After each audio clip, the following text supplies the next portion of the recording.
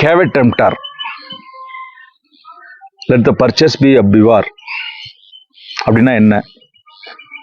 அப்புறம் வந்து doctrine of uberrimae fidei or doctrine of utmost good faith அப்படின்னா என்ன அப்படின்றத இந்த வீடியோவில் பார்ப்போம். வணக்கம், நான் உங்கள் ரசியா கிளி. கேவிட் டெம்ப்டார் அப்படின்னா என்ன அர்த்தம்னா, வாங்குபவரே விழித்திரு அப்படின்றத ஒரு மீனிங். ஒரு பொருளை ஒருத்தன் வாங்க போறான்னா அவன் வந்து எந்த அளவுக்கு கவனமாக இருக்கணுமோ அந்த அளவுக்கு கவனமாக இருக்கும்.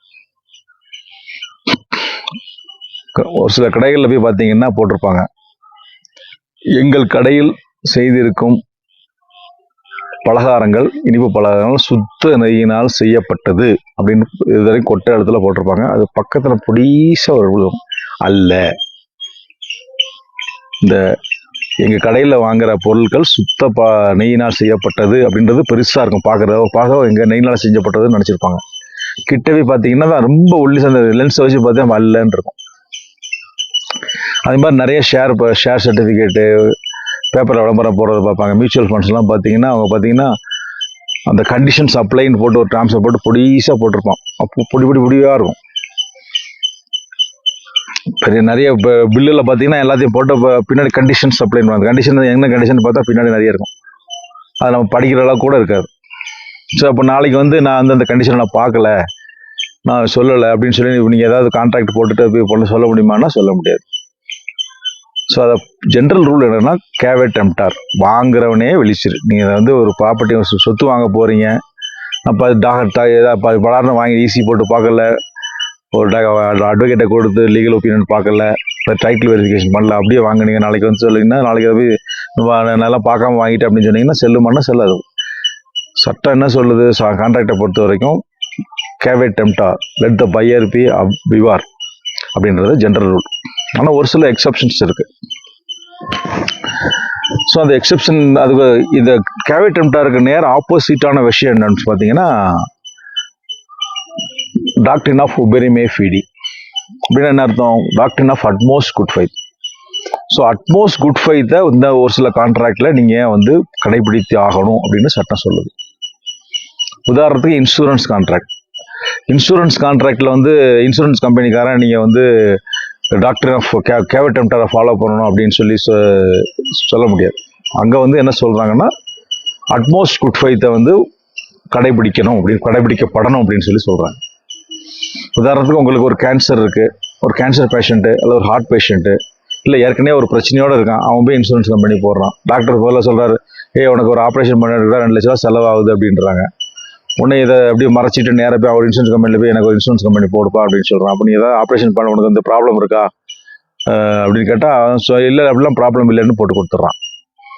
இப்போ ஹாஸ்பிட்டலுக்கு போகிறான், கிளைம் பண்ணோடனே அப்போ வந்து உடனே இன்சூரன்ஸ் கம்பெனி என்ன பண்ணுவான், இந்த கிளைம் ரிஜெக்ட் பண்ணிவிடுவாங்க. சொல்லிட்டு என்ன சொல்லுவாங்க, நீ வந்து இந்த விஷயத்தை நீ மறைச்சிட்ட, உனக்கு கேன்சர் இருக்குன்றதை மறைச்சிட்ட, ஹார்ட் டிசீஸ் மறைச்சிட்ட, நீங்கள் utmost good faith, doctor of uberrimae ஃபீடியை ஃபாலோ பண்ணியிருக்கணும், டாக்டர் ஆஃப் அட்மோஸ்ட் குட் ஃபைத்ன்றதை ஃபாலோ பண்ணியிருக்கணும், ஃபாலோ பண்ணல, அதனால் அந்த கான்ட்ராக்ட் இன்வேலிட் அப்படின்னு சொல்லுவாங்க. So doctor of good faith அப்படின்னா என்ன அப்படின்னு சொன்னால், ஒரு சில கான்ட்ராக்டில், அதாவது ஸ்பெஷலி இன்சூரன்ஸ் கான்ட்ராக்டில் ஒரு பார்ட்டி தனக்கு தெரிஞ்ச எல்லா விஷயத்தையும் கரெக்டாக அதர் ஸ்டேட்டை சொல்லி தான் அந்த கான்ட்ராக்டை போடணும். அதை சொல்லாமல் போட்டிங்கன்னா நாளைக்கு ஆட்டோமேட்டிக்காக அந்த கான்ட்ராக்ட் வயலேஷன் ஆகிடும். ஸோ அதான் பெரும்பாலும் பார்த்தீங்கன்னா இன்சூரன்ஸ் கம்பெனியில் பார்த்தீங்கன்னா இன்சூரன்ஸ் கிளைம் பெரும்பாலான கிளைம் ரிஜெக்ட் பண்ணுறது பார்த்தீங்கன்னா, உங்களுக்கு இந்த ப்ரீ எக்ஸிஸ்டிங் டிசீஸ், இந்த டிசீஸ் ஏற்கனவே இந்த கான்ட்ராக்ட் போடுறது முன்னாடி இருந்திருக்கு, இந்த டிசீஸ் இருந்ததுன்றதை சொல்லலை. ஏன்னா இந்த இன்சூரன்ஸ் கான்ட்ராக்டில் போட்டிங்கன்னா நிறைய ஃபார்ம் போட்டிருப்பாங்க. பெரும்பாலும் இந்த இன்சூரன்ஸ் ஏஜென்ட் தான் ஃபில்அப் பண்ணுவாங்க. அவங்க எல்லாம் இல்லை போட்டுருவாங்க. நீங்கள் அதை அப்படி போடுறதை நம்ம அனுமதிக்கக்கூடாது. ஸோ அதில் என்ன கேட்டிருக்காங்களோ அதை முடிஞ்ச வரைக்கும், அதாவது உங்களுக்கு தெரியாத விஷயங்களெல்லாம் போய் சொல்லணும்னு அவசியம் இல்லை. நீங்கள் உங்களுக்கு ஒரு ப்ராப்ளம் இருந்திருக்கு, அது உங்களுக்கே தெரியாது. ஒரு உதாரணத்துக்கு உங்களுக்கு ஒரு பைல்ஸ் வேறு ஏதாவது வயிற்றில் ஒரு கட்டியிருக்க விஷயம் உங்களுக்கே தெரியாது. அப்போ இன்சூரன்ஸ் போடுறீங்க. உனக்கு அப்போ நீங்கள் வந்து அப்போ நான் எனக்கு வயிற்றில் கட்டியிருக்கு நீங்கள் சொல்கிறீங்க. நான் இது சட்டம் வந்து அந்தளவுக்கு எதிர்பார்க்கல. நீங்கள் உங்கள் உடம்புல பாடியை ஸ்கேன் பண்ணி டெஸ்ட் பண்ணி எக்ஸ்ரே எடுத்து எல்லாத்தையும் பண்ணி அப்போ தான் இன்சூரன்ஸ் கம்பெனிக்காரன் போடணுன்றது இல்லை. உங்களுக்கு தெரிஞ்ச விஷயத்த யூ ஹாவ் டு ஷேர். அப்போ ஷேர் பண்ண என்ன ஆகும்னா, இன்சூரன்ஸ் கம்பெனிக்காரன் என்ன பண்ணுவான், ஸோ உங்கள் கான்ட்ராக்ட் அப்போ இன்சூரன்ஸ் போடணுமா வேணாமான்றது டிசைட் பண்ணணும். இல்லைன்னா ஓகே நீங்கள் வந்து ரிஸ்கோட வரீங்கன்னா உங்களுக்கு ப்ரீமியம் வந்து 5,000 கட்டுறதுல 5,000 கட்டக்கூடாது, நீங்கள் 7,000 சேர்த்துக்கு 7,000 கட்டுங்கப்பா. ஸோ அப்போ உங்களுக்கு என்ன பெனிஃபிட் கிடைக்குதுன்னா, நீங்கள் சொல்லிட்டீங்க அப்படின்னா, இப்போ உங்களுக்கு சுகர் ப்ராப்ளம் இருக்கா இல்லையான்னு கேட்டான்னு வச்சுங்களேன், நம்மளால என்ன பண்ணோம், இன்சூரன்ஸ் இல்லைன்னு போடணும். It is not advisable. நாளைக்கு ஏதாவது பிரச்சனை வரும்போது பழைய ரிப்போர்ட்டை கொடுத்தாங்கன்னா ரிப்போர்ட்டும் சேர்த்து கொடுங்கன்னு காமிச்சாங்கன்னா பார்த்தாங்கன்னு வச்சுங்களேன், அதில் ஒன்று இருக்குது, சுகர் உங்களுக்கு இருக்கிற மாதிரி ரிப்போர்ட் இருக்குது, இப்போ இல்லைன்னு நீங்கள் சொல்லியிருக்கீங்கன்னா அப்போ நாளைக்கு ஏதாவது கிளைம் பண்ணால் அதை ரிஜெக்ட் பண்ணுறதுக்கு வாய்ப்பு இருக்குது. அதுவும் ஸ்பெஷலி ப்ரீவியஸ் சர்ஜரி ஏதாவது பண்ணியிருக்கீங்களான்னு கேட்டிருப்பாங்க, நீங்கள் இல்லைன்னு போட்டிருப்பீங்க. ஸோ பழைய ரெக்கார்டில்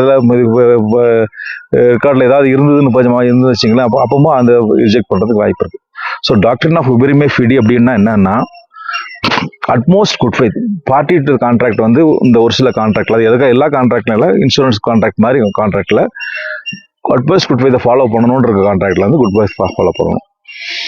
ஸோ அது நான் சரியாக டிஸ்க்ளோஸ் பண்ணல அப்படின்னா தட் ஆட்டோமேட்டிக்காக அது வந்து அந்த கான்ட்ராக்டை இன்வாலிட் ஆகிறதுக்கு வாய்ப்பு இருக்குது. இதுதான் இன்றைக்கி இந்த வீடியோவில் பார்க்குறோம். தொடர்ந்து நம்ம சேனலில் பாருங்கள். ரசிஜாக் லா டியூப், ரசிஜாக் சட்டம் அறிவோம் 2 சேனல் தமிழ் அண்ட் இங்கிலீஷில் இருக்குது. அதை பார்த்து நம்மளுடைய லீகல் நாலேஜை பெருக்கிக்குங்க. ஸ்டூடெண்ட்ஸ் பார்த்துட்டு இதை உங்கள் ஃப்ரெண்ட்ஸுக்கு ஷேர் பண்ணுங்கள். மறக்காமல் நம்ம சேனலை சப்ஸ்கிரைப் பண்ணுங்கள். அதோட உங்களோட கமெண்ட்ஸையும் சொல்லுங்கள். அது கண்டிப்பாக எனக்கு ஹெல்ப்ஃபுல்லாக இருக்கும் to improve my videos. Thank you. Goodbye. ரசிஜாக் அலி.